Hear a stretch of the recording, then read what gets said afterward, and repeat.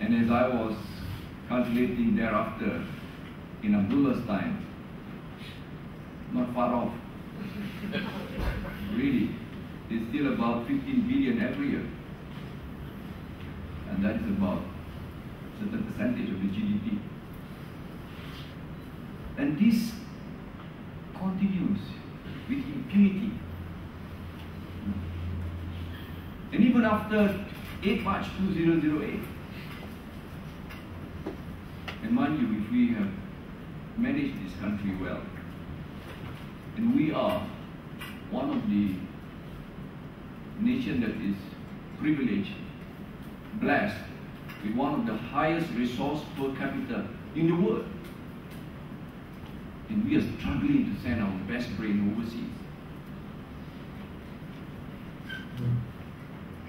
We certainly have our priorities and our strategy to, get over and done with all this problem.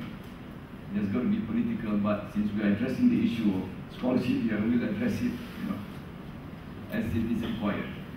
But actually, we are in need of a total reform, and that total reform cannot be done piecemeal, because the BN government doesn't understand that language.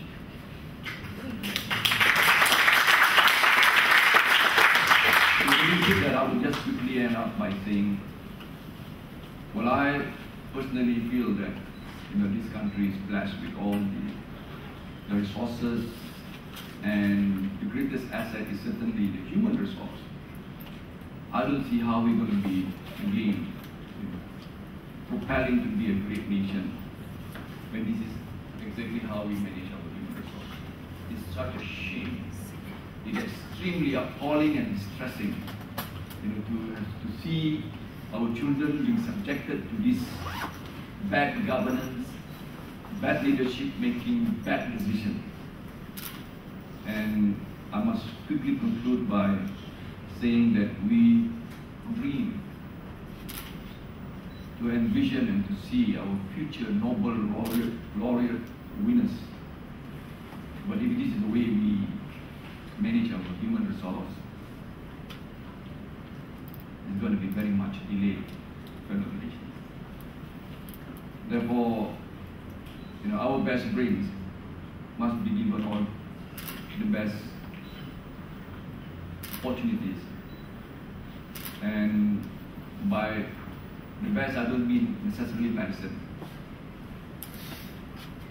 And by the best, I also do not mean that they have got to be, overseas. It's also time that we must think out of the box.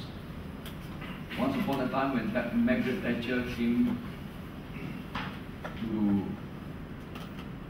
on the ham as the Prime Minister of the United Kingdom, she came debunking the idea that top politician must necessarily be Oxbridge.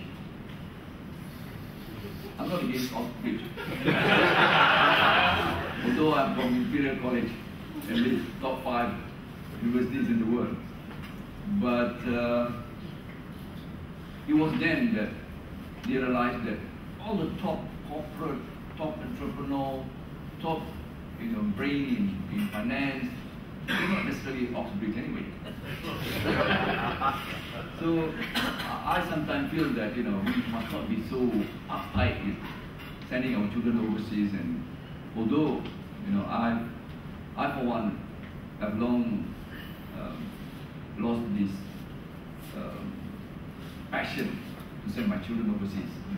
And in fact, one of my youngest children, who's got 11 straight A's, 11 A1, I told her to just do medicine locally. And she is doing it into the 3rd year now. Now what I'm saying is, they must be given the opportunity as to what they want to achieve. If they feel that they want to do medicine, but medicine is not the be all and end all. We need best brain and top brains in aeronautical engineering, in rocket science, in finance, in economics, like my fellow Ivy Tony Poor. Of course he's from Oxford. But we need all the top brains in all these disciplines. And I think we got to allow our children to just themselves. In various ways they want to express their potentials. And if they want to go overseas, they must be sent.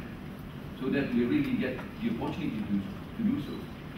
And they must also be allowed to as well provide some impetus among their colleagues to stay locally as well.